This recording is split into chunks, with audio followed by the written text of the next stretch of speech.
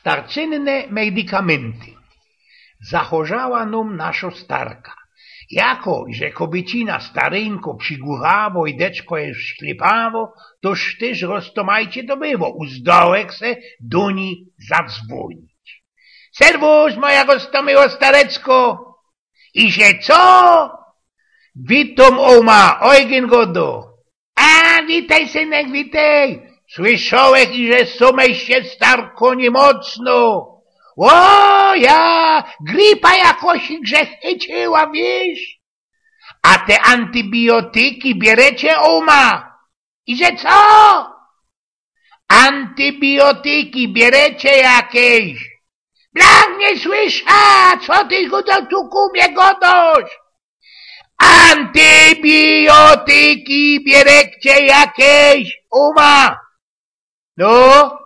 Blank nie rozumia, co ty ojgin godosz. Ze srogiej izby odzywa się na to moja Elza.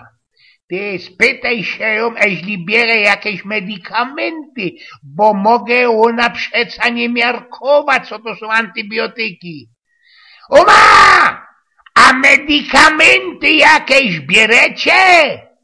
A, co pan, medykamenty, padoż mój ty ojgin biera ci takie antybiotyki.